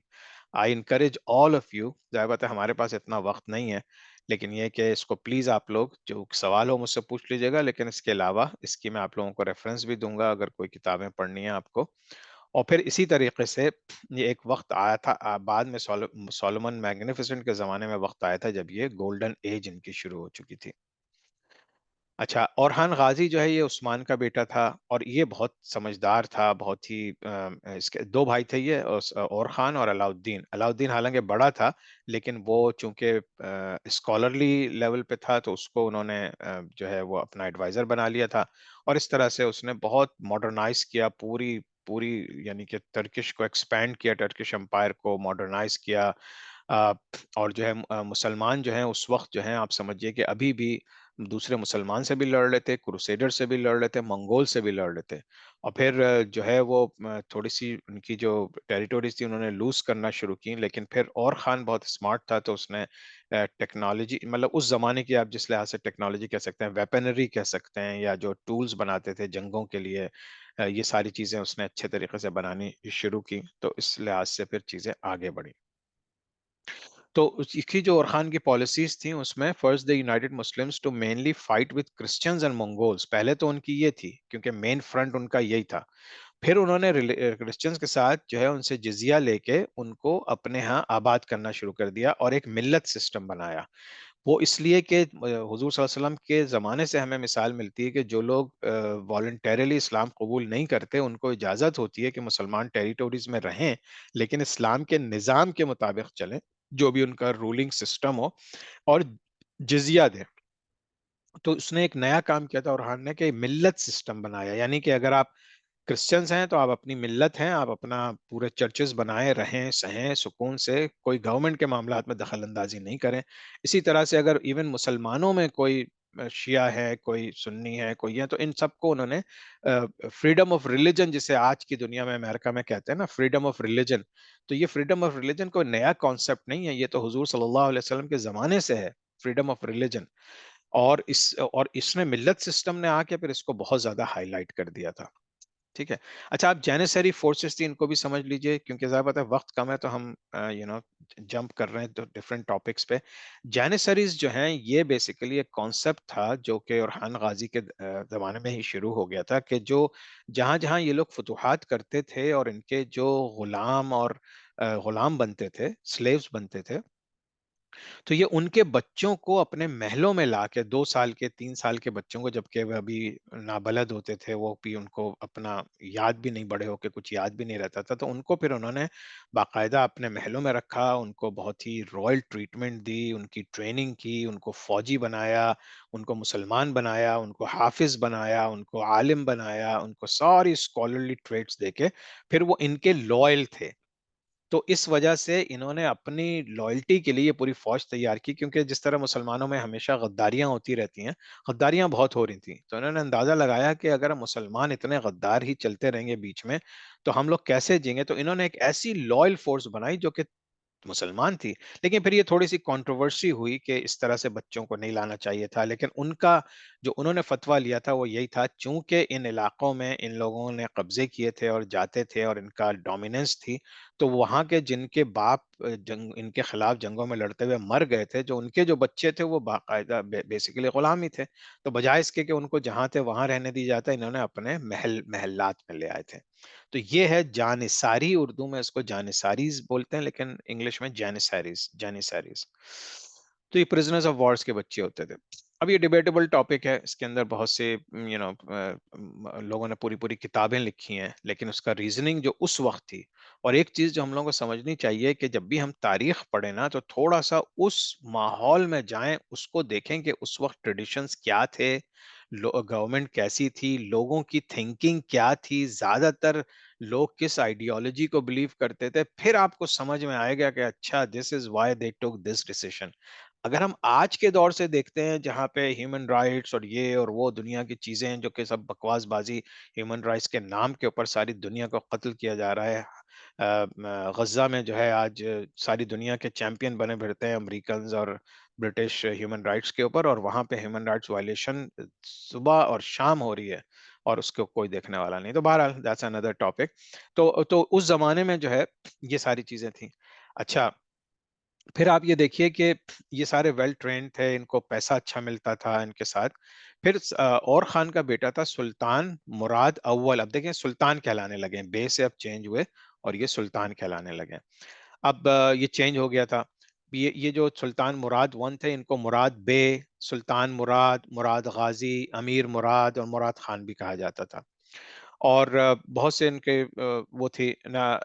اور اب جو ہے انہوں نے یورپ کی طرف دیکھنا شروع کر دیا تھا کہ ہم یورپ میں انٹر بھی ہوں گے، بلکہ وہاں پہ جو چیزیں ہیں، جو چیزیں مسلمانوں کے لیے بینیفیشل ہیں، یا وہاں پہ دعوت کا کام مسلمانوں کو لے جا کے وہاں آباد کریں تاکہ اسلام مزید پھیلے. تو یہ ساری چیزیں چل رہی ہیں. ایک نقشہ ہے، یہ بیلکنز کا ایریا ہے، کیونکہ بیلکنز پہ سب سے پہلے جو مسلمانوں نے قبضہ کیا تھا ترکی سے. کانسٹنٹین، دیکھیں کانسٹنٹین نوپل جو ہے وہ آ، ابھی میں آپ کو اگلا نقشہ دکھاؤں گا، لیکن یہ جو اس کے بعد جتنی ساری چیزیں تھیں نا، یہ ترکی ہے آپ کا. لیکن یہ کہ اس کے بعد مسلمانوں کے قبضے بلغاریہ، میسیڈونیا، البینیا، ان تمام جگہوں پہ مسلمانوں، سربیا، یہ تمام مسلمان کو قبضہ ہو گیا تھا. اسی وجہ سے آج تک یہاں پہ اتنے زیادہ مسلمان پائے جاتے ہیں. لیکن یہ کہ کانسٹنٹین نوپل فتح نہیں ہوا تھا، یعنی کہ چاروں طرف قسطنطنیہ کے، کانسٹنٹین نوپل کے مسلمانوں کی حکومت تھی، لیکن کانسٹنٹین نوپل فتح نہیں ہوا تھا. وہ پھر جا کے سلطان محمد فاتح نے فتح کیا تھا. ٹھیک ہے. اچھا، اس کے بعد پھر سلطان بایزید آیا مراد ون کے بعد، اور یہ اس کا دور جو تھا جس میں اس کے 4 بیٹے تھے، اور چاروں بیٹوں نے آپس میں لڑنا شروع کر دیا. تو ایک سمجھے سول وار شروع ہو گئی. کافی عرصے تک سول وار رہی. اسی دوران تیمور لنگ جو ہے وہ آ گیا، اس نے بھی تباہ بربادی مچائی اس علاقے میں، اور یہ لوگ ان سے بھی لڑتے رہے. تو وہ ان کے 4 بھائی تھے، 4 میں سے 3 جو ہیں وہ پھر ایک محمد تھے. کیونکہ یہ بہت ڈیٹیل میں اب میں چیزوں میں نہیں جا رہا، لیکن جو ہے محمد ٹو جو تھے، انہوں نے پھر، یہ باقی 3 بھائی تھے، یہ پوری سول وار کا ایریا چلا ہے یہ پورا. تو اس بھائی نے پھر کنسولیڈیٹ کیا دوبارہ سے، کیونکہ 4 حکومتیں بڑھ گئی تھیں ترکوں کی، اور لوگ سمجھ رہے تھے اب ترکوں کی حکومت ختم، دی اینڈ. لیکن یہ کہ محمد نے دوبارہ سے کنسولیڈیٹ کیا، اور پھر اس کے بعد سے پھر اس کی حکومت چلی، اور اس نے 30 سال مزید حکومت کی، اینڈ سو آن. پھر مراد ٹو آئے اینڈ آل دیٹ. اچھا، اب یہ جو ہم امپورٹنٹ ایریا میں داخل ہو رہے ہیں، سلطان محمد اول اور سلطان مراد دوم. سلطان محمد اول کا تو ہم نے دیکھ لیا کہ 7 سال اس نے حکومت کی. لیکن مراد جو تھا، یہ اس نے پہلے 23 سال حکومت کی، اور پھر اس نے اپنے بیٹے کو حکومت دے دی. وہ صرف 12 سال کا تھا، تو اس پہ جانیسریز بہت ناراض ہوئے. تو انہوں نے پھر وہ سلطان دوبارہ نکلا، تو اس وجہ سے اس کا سیکنڈ رین 5 سال کا تھا، اور فرسٹ رین اس کا 23 ایئرس کا تھا، جس میں اس نے بھی بہت ساری ترقی کی. لیکن اس کا جو بیٹا تھا، اور وہ جو ہے، اب میں تھوڑا سا آگے چلا جاتا ہوں، جو سلیمان دی میگنیفیسنٹ، سوری سوری سوری، سلطان محمد فاتح، سلطان محمد فاتح، سلطان محمد ٹو تھا. اور اس نے جو پہلے اس کو 2 سال کے لیے حکومت آئی تھی، پھر اس کے باپ نے دوبارہ سے واپس آ گیا تھا، تو اس کا بھی 2 رینز ہیں. لیکن سیکنڈ رین اس کا 30 ایئرس کا ہوا. اس دوران اس نے کانسٹنٹین نیوپل کو فتح کیا. اب کانسٹینٹی نوپل کو فتح کرنا، یہ حضور صلی اللہ علیہ وسلم کی حدیث بھی تھے کہ ایک رائچس مین ہوگا جو فتح کرے گا، اور کہ وہ ساری چیزیں. تو ان سب کو شروع سے امید امپائر، عباسی امپائر، سب نے کوششیں کی تھیں کہ کانسٹینٹی نوپل کو فتح کریں، لیکن ان سے ہوا نہیں. تو فائنلی آ کے 21 سال کی عمر میں سلطان محمد فاتح نے کانسٹینٹی نوپل کو فتح کر لیا. اس کی بھی بہت بڑی ڈیٹیل ہے. میں آپ لوگوں کو تھوڑا سا ایک نقشہ دکھانا چاہتا ہوں تاکہ آپ لوگوں کو اندازہ ہو، because in my opinion this is very important. دیکھیے، اب جو ہے یہ ہے، سمجھیے کہ وہ علاقہ جس کے اوپر یہ کانسٹینٹی نوپل، ٹھیک ہے. اب مسلمانوں نے آئے، مسلمان چاروں طرف تو ہیں، یورپ میں اس طرف بھی موجود ہیں، اس طرف بھی موجود ہیں، ادھر میڈیٹرینین سی کے دوسری طرف بھی موجود ہیں. تو اب یہاں سے جو ہے وہ انہوں نے قبضہ کیا ہوا ہے، جتنے کرسچنز ہیں ان کی حکومت ہے یہاں پہ. اور انہوں نے پھر کیا کیا کہ یہاں پہ ایک ایسا بنتا ہے سمندر کا حصہ کہ اگر یہاں آپ داخل نہ ہو تو آپ اس پہ حملہ نہیں کر سکتے. یہ پوری ایک وال تھی. اسی وجہ سے کانسٹنٹی نوپل کو کوئی فتح نہیں کرنے پا رہا تھا، کیونکہ یہ پورے ایسی زبردست وال کے 3 حصے تھے، چوڑی چوڑی دیواریں تھیں، اونچی اونچی، اس کے درمیان پانی تھا، پھر دیواریں تھیں، پھر پانی تھا، پھر جا کے ایکچوئل قلعے کی فصیل آتی تھی. تو اس وجہ سے اس کو کوئی بھی فتح نہیں کر سکا. یہ انہوں نے کرسچنز نے اپنے زمانے میں کانسٹنٹائن نے اپنے زمانے میں اور اس کے بعد یہ بنائی تھی. یہاں پہ سمندر تھا تو ان کی فورسز یہاں رہتی تھیں اور ان کے شپس تھے, یہ پورے سمندر پہ ان کا قبضہ تھا, یہ چارے یہاں سے لے کے پھر یہاں تک. تو اب سلطان محمد فاتح نے کیا پلان بنایا جو کہ بہت ہی اسٹریٹجک پلان تھا, جس کی وجہ سے ان لوگوں نے کانسٹنٹی نوپل پہ قبضہ کیا. اس نے کیا کیا کہ اس ایریا میں داخل ہونا چاہتا تھا, لیکن یہاں انہوں نے ایک بہت بڑی چین لگا دی, اتنی بڑی چین کہ کوئی جہاز یا کوئی چھوٹا شپ بھی اور بڑے جہاز بھی یہاں گھس ہی نہیں سکتے تھے. پلس اس کے پیچھے ان کی پوری فلیٹ کھڑی ہوئی تھی, یعنی کہ پورے بڑے بڑے سمندری جہاز تھے جو ان کو گھسنے نہیں دے سکتے تھے. یہاں پہ فصیل لگی ہوئی ہے, یہاں پہ مزید دیوار بھی ہے, لیکن مزید جو ہے وہ ری انفورسمنٹ ہے, ان کی ساری فوجیں لگی ہوئی ہیں. تو بہرحال سلطان محمد فاتح نے ایک رات کے اندر آل دا وے گھوم کے اپنی شپس لائے, اور یہ ایک سلوپ ہے یہاں سے پہاڑ کی طرح سے ایک سلوپ ہے, پھر دوبارہ سے یہ گولڈن ہارن ہے, یہ جگہ جو ہے یہ پانی کا, یہاں پہ اس نے راتم رات, بہت لمبا اس کا قصہ ہے کہ بڑے بڑے درختوں کو کٹوا کے ان کے اوپر گائے اور بھینسوں کی چربی لگا کے پھر اپنی شپس جو ہیں وہ لوگوں نے کھینچی, اپنی شپس یہاں سے اٹھا کے اور لا کے یہاں پہ دوبارہ سے لے. اب ان لوگوں کو اندازہ بھی نہیں ہو سکا اس چیز کا کہ پیچھے کیا ہو رہا ہے. صبح اٹھے تو انہوں نے دیکھا ارے یہ تو کہیں کہاں سے کراس کر گئے, پتا چلا کہ پہاڑوں سے آئے تھے, اور یہاں پہ جب پہنچے پھر وہ اندر گھس گئے. پھر انہوں نے یہاں کی جو فورسز لگائی ہوئی تھی وہ اس طرف بھیجی, لیکن اتنی دیر میں یہاں سے پھر مسلمانوں نے دیوار توڑی اور یہاں سے بھی داخل ہو گئے, وہاں سے بھی داخل ہو گئے. اس طرح کانسٹنٹی نوپل فتح ہو گیا. اس کے اوپر میں نے پوری ایک یا دو کلاس دی ہیں صرف اس ایونٹ پہ, کیونکہ it's so interesting and so great کہ کس طرح سے مسلمان جو ہیں وہ اتنے اسٹریٹجکلی یعنی کہ ایڈوانس تھے کہ, اور انہوں نے ایسے ریسورسز یوز کیے کہ کسی کے ذہن میں اس کے بعد اس طرح کا کوئی واقعہ ہمیں تاریخ میں نہیں ملتا. اور یہ عام لوگ تھے جنہوں نے کھینچ کے اتنے بڑے بڑے پانی کے جہاز انہوں نے اپ گئے سلوپ پہ, اب گئے پھر ڈاؤن آئے, لیکن اس میں بہت سے لوگ شہید بھی ہوئے, لیکن وہ اس کی جو سلطان کی اسٹریٹجی تھی وہ کام آئی. ٹھیک ہے, تو یہ سمجھیے کہ یہ کانسٹنٹینوپل کا ایریا تھا, اور پھر جب ایک دفعہ انہوں نے کانسٹنٹینوپل فتح کر لیا تو اب ان کی پھر یہاں پہ مزید پاور ہو گئی. اور وہ آپ سمجھیے کہ اس کے بعد سلطان میگنیفیسنٹ جب آئے تو انہوں نے جو ہے یہ دیکھیں جو میں چین کی بات کر رہا تھا, اس طرح سے چین لگا دی تھی, لیکن بعد میں مسلمانوں کی فورسز آئیں چاروں طرف سے, اور انہوں نے گولڈن ہارن میں یہ ایریا جو سمندر کا تھا اس کو گولڈن ہارن کہتے تھے, اور انہوں نے اپنی فورسز یہاں اتار دیں اور اس کے بعد پھر پورے اس پہ قبضہ کر لیا. اچھا, اب کانسٹنٹینوپل کو بعض روایتوں میں ہے کہ اسی وقت پھر انہوں نے چینج کر کے استنبول کا نام دے دیا تھا, کیونکہ کانسٹنٹینوپل تو ایک کرسچن نام تھا تو انہوں نے استنبول کر دیا تھا. جو آج کا استنبول ہے وہ بیسیکلی قسطنطنیہ, پرانے زمانے میں اس کو قسطنطنیہ کہتے تھے, اور پھر انگریزوں نے اس کا نام کانسٹنٹینوپل رکھ دیا تھا, یعنی کہ یورپین نے. اور پھر یہ مسلمانوں کی خلافت کا آٹومن امپائر کا کیپٹل بن گیا, ملت سسٹم آلریڈی چل رہا تھا یہ مسلمانوں کی. اب دیکھیے چھوٹا سا جو یہاں سے ترکی سے شروع ہوا تھا, اب وہ اس طرف تو پھیل ہی گیا پورے ترکی میں آلموسٹ, لیکن یہ یورپ کی طرف جب میں بھی آپ کو سارے ملک دکھا رہا تھا, بلغاریہ, البینیا, ان تمام جگہوں پہ پھیل گیا. پھر اکراس دا بلیک سی یہاں کے ایریاز پہ بھی پھر مسلمانوں کی حکومت ہے. یہ 1481 کا نقشہ ہے. اسی طرح سے پھر سلطان محمد ٹو کا جو یہ پورا ایرا ہے, اس کی پوری ڈیٹیلز ہیں, یہ آپ دیکھ لیجئے کس طرح سے اس نے نئی نئی چیزیں, اور یہ جو دیواروں کو توڑنے کے لیے اس نے ایک ایسی کینن بنوائی تھی, اتنی زبردست توپ تھی جو آج تک دنیا میں اتنی بڑی کینن دوبارہ نہیں بنی, اور اس کے لیے بھی اس نے وہاں سے لوگ بلائے تھے جو اسپیشلائز تھے ان چیزوں میں. تو بہت ہی ترقی ہوئی تھی اس زمانے میں, گن پاؤڈر یوز ہونا شروع ہو چکا تھا, تو توپیں اور گنیں استعمال ہوتی تھیں, اور اس طرح سے اس نے بہت زبردست طریقے سے کانسٹنٹینوپل کو فتح کر لیا تھا. پھر سلطان بایزید دوم آئے, اور یہ محمد تو کا سمجھیں ایلڈر سن تھا, اور پھر اس کے زمانے میں اب جو ہے جو لڑائیاں تھیں وہ بڑھ چکی تھیں آپس میں, مسلمان لڑ رہے تھے, مملوک, صفویز, اوٹومنز, اور پھر تیمور کی سلطنت, اور پھر وہاں سے جو بعد میں دہلی سلطنت تھی وہ قائم ہو گئی, اس کا ہم ذکر اگلی کلاس میں کریں گے, اور پھر مغل امپائر اس کے بعد آ گئے. اچھا, اب اس زمانے تک آپ کو یاد ہوگا 1492 میں اسپین کا فال ہوا تھا, اب وہاں سے بھی مسلمان ختم ہو گئے, وہاں سے بھی کرسچنز آ گئے, Christians had regain control of Spain. یہودی جو تھے ان کو مسلمانوں نے پروٹیکشن دی تھی، وہ لوگ بہت خوش تھے اسپین میں، بلکہ بہت بڑے بڑے فلاسفرز اور اسکالرز اسی زمانے کے مشہور ہیں یہودیوں کے جو ہیں. تو مسلمانوں نے ہمیشہ سے فریڈم آف ریلیجن دی ہے، ہمیشہ سے پروٹیکٹ کیا ہے. تو ان کی پوری تاریخ میں یہ ملتا ہے کہ جب بھی کوئی اسٹرانگ اسلامی حکومت آئی ہے تو اس نے قتل و غارت نہیں مچایا، جس طرح سے یہودیوں نے اور عیسائیوں نے پھر اپنی اپنی جب ان کو طاقتیں ملی تو انہوں نے مچایا ہے.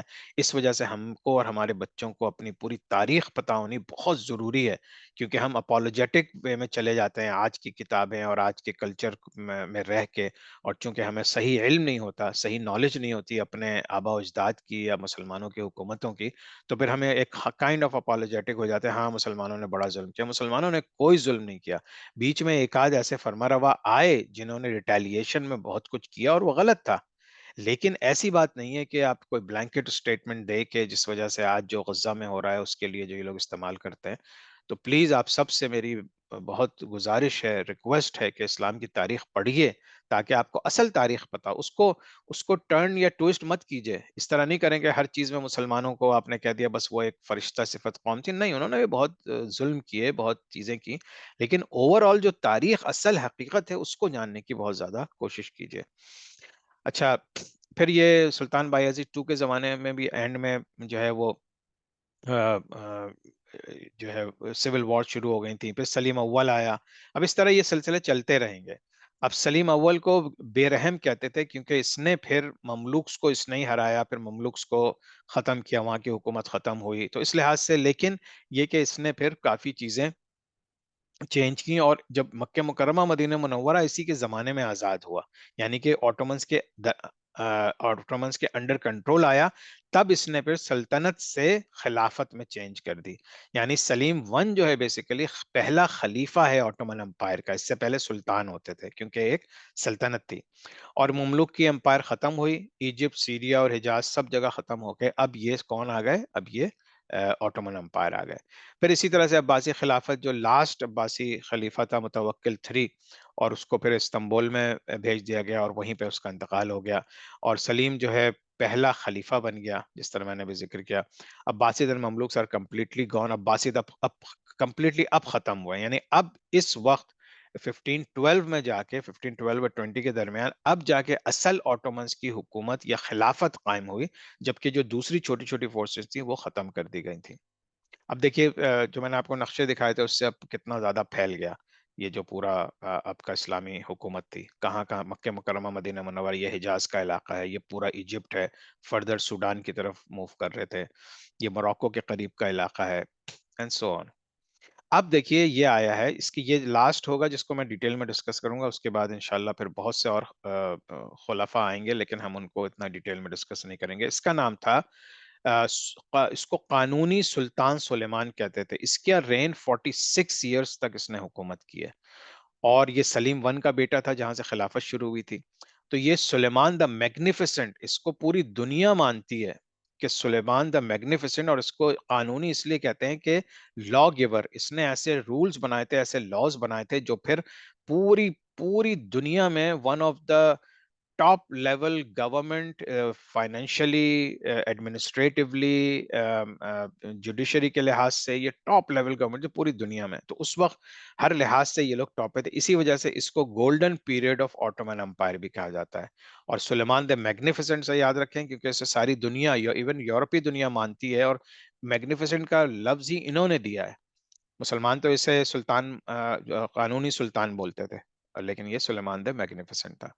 اچھا، اب اس کی جو یہ دیکھیں golden age of Ottoman Empire آئی.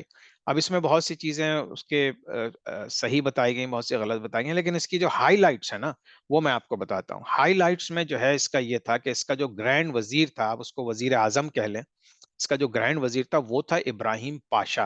ابراہیم پاشا بھی بہت انٹیلیجنٹ، بہت، حالانکہ اس کا غلام تھا ان آٹومن امپائرس کا، لیکن اس کو پروموٹ کر کر کے ایسے لیول پہ پہنچا دیا تھا کہ ایک زمانے میں پورے کا پوری پاورز اسی کے پاس تھیں. اور جو ہے سلیمان جو ہے وہ ریسٹ کرتا تھا اور اس کو کہہ دیتا تم چلا حکومت. اسی طرح سے اس کی وائف بہت مشہور ہے، اس کا نام تھا حریم سلطان. حریم سلطان بھی ایک غلام لڑکی تھی جس سے بعد میں پھر سلیمان نے شادی کر کے اس کو پھر اپنی ملکہ بنا لیا تھا. تو وہ بھی ایک بہت امپورٹنٹ اور طاقتور شخصیت تھی. ابھی ہم بات کریں گے کہ پھر اس وقت کا جو عالم تھا، جو مفتی تھا، سب سے بڑا ریلیجس اتھارٹی تھی، وہ تھا ابو سعود افندی. اور یہ بہت مشہور ہے، آج بھی اس کی کتابیں اور اس کے بہت سے رولنگز جو ہیں وہ آج بھی مانی جاتی ہے، اور ترکی میں اس کو بہت بڑے آنر سے دیکھا جاتا ہے. اسی طرح سے ہیڈ آف پائرٹ، جو کہ بحری قزاق جسے کہتے ہیں، اور آپ نے باربروسا کا نام سنا ہوگا. اس وقت جو بحری قزاق تھا باربروسا، وہ اس کا ایک مین آدمی تھا، جس کی وجہ سے اس نے پوری سمندروں پہ حکومت کی تھی، سلیمان دا میگنیفیسنٹ سے. پھر ایک جو پانچواں شعبہ تھا جس کے اوپر اس کی وہ تھی، وہ معمار سنان، ایک بہت بڑا آرکیٹیکٹ تھا، جس کے آرکیٹیکچرل ونڈرز آج بھی پورے ترکی میں کیا پوری دنیا میں مشہور ہیں. تو یہ دنیا کا سب سے مشہور آرکیٹیکٹ جو تھا وہ معمار سنان. یہ کون تھا؟ یہ اس کا ہیڈ آرکیٹیکٹ تھا. تو آپ دیکھیے کہ اس کے زمانے میں ون آف دا ریزن کہ اس نے تمام شعبوں پہ اپنا طاقت جمائی ہوئی تھی. گرینڈ وزیر ابراہیم پاشا جیسا آدمی تھا، اس کی بیگم بہت ہی اسٹرانگ ویلڈ عورت تھی، حریم سلطان. عالم ابو سعود افندی، پائرٹ باربروسا، آرکیٹیکٹ معمار سنان. تو یہ اس کی اسٹرینتھ تھی، اور یہ سب اس کے ساتھ بہت زیادہ لوئل بھی تھے. اور پوری دنیا میں سب سے بڑی آرمی بھی اس کی تھی. ابھی جانسریز وغیرہ کا جو سلسلہ چل رہا تھا، اور ان کے پاس بہت بڑی آرمی بھی تھی، جو کہ پوری دنیا میں سب سے زیادہ طاقتور تھی. بہت سے ٹیریٹوریز اس نے وہ کی، پھر یورپ، افریقہ، ایشیا، اسپیشلی میجاز مڈل ایسٹ میں چیزیں اپنی بڑھائیں، اور ایک بہت اچھی گورنمنٹ قائم کی. اور بہت ہی انصاف پسند آدمی تھا، تو اس نے بہت سی چیزوں میں جو ہے بالکل انصاف کیا. لیکن پھر لوگوں نے کنٹروورسی شروع کی ایز یوزول. لیکن چونکہ اس کی جو وزیر اعظم تھا ابراہیم پاشا، اور اس کی جو بیوی تھی، وہ آپس میں ایک دوسرے کو پسند نہیں کرتے تھے. اور پھر کچھ ریبیلین جانیسریز کی طرف سے بھی شروع ہو گئی تھی اس کی ایڈمنسٹریشن کے اندر. لیکن وہ اتنا اپنی حریم سلطان کے عشق میں اتنا زیادہ کھو گیا تھا کہ پھر اس نے آخری زمانے میں باقاعدہ محل سے نکلتا ہی نہیں تھا. بس وہ جو حریم سلطان اپنے لحاظ سے محل کے معاملات بلکہ ایڈمنسٹریشن میں بھی گھس گئی تھی، اور ادھر سے ابراہیم پاشا تھا. تو پھر اس وجہ سے اس کے فوراً بعد پھر ٹرکش خلافت کا جو ہے وہ ڈاؤن فال شروع ہو گیا تھا. اور بہت سے ہسٹورین جو ہیں اس کو greatest king of that time بولتے ہیں. اس نے یورپین کی لینڈ بھی بہت زیادہ فتح کی، اور بس وہی جو اس کا his love for his wife was his weakness, اور جس کی وجہ سے پھر پوری مطلب اس نے تو 46 ایئرز بہت ہی زبردست طریقے سے رول کیا، لیکن اس کے جاتے ہی پھر جو ہے چیزیں خراب ہونا شروع ہو گئی تھی. اچھا، اب ابراہیم پاشا جو ہے سلیف تھا. اب اس کی ڈیٹیل میں نہیں جاؤں گا، آپ لوگ یہ پڑھ لیجئے گا کہ کس طرح سے. اور پھر ابراہیم پاشا کی شادی سلیمان کی بہن سے ہو گئی تھی، تو اس وجہ سے اس کو مزید پاور مل گئی تھی محل کے اندر. تو وہ ایک وقت ایسا بھی آیا کہ جب ابراہیم پاشا ایسے ڈیسیشن لینے لگا جس کی وجہ سے جو ہے ملک کو نقصان پہنچنے لگا، تو پھر سلیمان کو جب پتہ چلا تو اس نے اسے اریسٹ کرا کے اور اس کو پھانسی دے دی. حالانکہ بعض لوگ کہتے ہیں کہ اس میں حرم سلطان کا ہاتھ تھا. تو ابراہیم پاشا صاحب یہ تھے. حرم سلطان روکسانا اس کا نام تھا، یہ بھی ایک غلام گرل تھی، اور اس کی اوریجنل برتھ ہوئی تھی یوکرین میں. یوکرین جو آج کل رشیا کا علاقہ ہے. اور جو ابراہیم پاشا تھا اس کی برتھ ہوئی تھی گریس میں، یونان میں. تو اس طرح سے باہر کے لوگ تھے، سلیوز تھے، لیکن ان کو پھر دونوں کو کس طرح سے عزت دے کے انہوں نے بتا دیا. اسی طرح سے پھر جو ہے روکسانا نے اسلام قبول کر لیا تھا، اور پھر آفیشیلی لیگلی یہ اس کی وائف بن گئی تھی. پہلے تو ایز اے لانڈی تھی، ایز اے کانکیوبائن تھی، لیکن بعد میں پھر وہ پاورفل بن گئی تھی. Towards the end of his rule, the love of his wife became the reason of weakening the entire empire. سلیمان جب مر گیا تو سلیم II became the caliph, but he was very weak, and from his reign the downfall of Ottoman Empire started. تو اس کے فوراً بعد جب اس کا بیٹا سلیم II بنا تو ان مسلمانوں کا خلافت کا ڈاؤن فال جو ہے وہ شروع ہو گیا. اب دیکھیے مزید ان کی ٹیریٹوریز گین ہو گئی. آدھا یورپ تقریباً قبضہ کر لیا تھا ان لوگوں نے، اور پھر یہ پورا لیبیا اور ٹیونیسیا اور ان تمام جگہوں پہ بھی آ گئے تھے. تو اب یہ جیسا ایز اے ریویو آپ نے دیکھا کہ ہم نے بات کی ہے محمد دا کانکرر کے بعد ہم نے پھر آ گئے سلیمان دا میگنیفیسنٹ تک. ہم نے یہاں کور کیا. اس کے بعد جو بھی لوگ آ رہے ہیں ان کے اپنے اپنے دور رہے، کوئی 10 سال، کوئی 5 سال، کوئی زیادہ، کوئی کم. لیکن یہ کہ چلتے چلتے پھر ان کا سلسلہ، جس طرح میں نے ابھی آپ کو بتایا تھا، تقریباً 37 سلطان تھے. تو جو فورتھ لاسٹ تھے عبد الحمید، یہ پورا ڈکلائن کا سلسلہ ہو رہا ہے. لیکن جو فورتھ لاسٹ تھے ان میں ایک دم سے پھر اپ ہل آیا اور انہوں نے بہت سی ترقی کی. اسی زمانے میں پھر زائنسٹ پیدا ہوئے. اسی زمانے میں جو ہے ان کو یورپ نے جو کولونائزیشن کر رکھی تھی انڈیا میں اور پورے دنیا میں وہ اثر دکھانے لگی. انہوں نے پھر یورپ کے حصے میں اپنے لوگ بھیجے. یورپ میں جو ہے ینگ ٹرکس کے نام سے ایک تحریک شروع ہوئی جو عثمانیہ خلافت کے خلاف تھی. پھر انہوں نے بیسیکلی پھر عثمانیہ خلافت کو جوس کے ساتھ مل کے اور اس تمام لوگ جو جو اسلام کے اور عثمانیہ خلافت کے خلاف تھے ان لوگوں کی وجہ سے پھر اس کا جب ڈاؤن فال ہوا عبدالحمید کا تو پھر یہ تھوڑے تھوڑے ایریاز عرصے کے لیے یہ لوگ آئے لیکن یہ لوگ پھر سمبولک لوگ تھے. یہاں تک تو پھر بھی حکومت تھی پھر یہ سمبولک تھے برٹش کے انڈر تھے. اور فائنلی پھر عبد المجید ٹو آئے تو جن کو ایگزائل کر دیا گیا اور 1924 ورلڈ وار ون کے بعد پھر جو ہے ترکی ایک نئی حکومت بن کے آ گیا جس کو کمال اتا ترک نے آزاد کروا لیا. لیکن یہ کہ اسلامی خلافت جو تھی عثمانیہ خلافت جو تھی وہ یہاں پہ ختم ہو گئی. اچھا اب یہ میں نے بہت ہی بریفلی آپ لوگوں کو عثمانیہ خلافت کے بارے میں بتایا. اس کے اندر اس کے اوپر پورے 10 10 15 15 والیوم کی کتابیں ہیں جو میرے پاس ہیں اردو میں بھی اور انگلش میں بھی. اور ظاہر سی بات ہے کہ ان میں پھر بہت زیادہ ڈیٹیل ہے لیکن جو میں نے لاسٹ کلاس پڑھائی تھی 2 سال میں اس کے اندر میں کافی ڈیٹیل میں گیا تھا اس کے اندر. تو انشاءاللہ اگر آپ لوگوں کو اس کو مزید دیکھنا ہو تو آپ لوگ میری پرانی کلاس کی ریکارڈنگ دیکھ سکتے ہیں. اب جو ہم آگے چلیں گے کیوں آٹومن امپائر اب ختم ہوتے ہوتے بھی بہت سی چیزیں ہوئیں جو ہمارے عام لوگوں کو نہیں پتا. ان میں سے ایک چیز ہے کہ سعودی عرب میں آج کل حکمرانی کر رہے ہیں یہ کیسے حکومت میں آئے اور ان کی اور عثمانیہ خلافت کا کیا ریلیشن شپ تھا.